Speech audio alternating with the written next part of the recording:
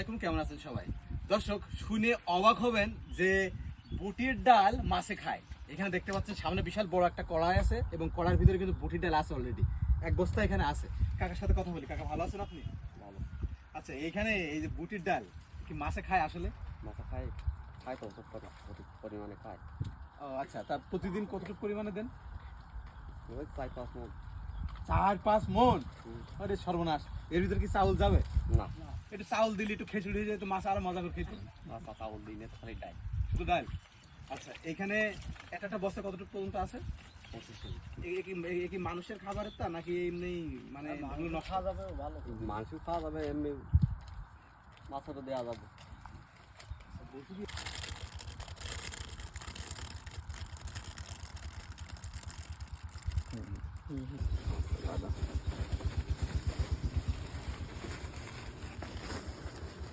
ও ধরুন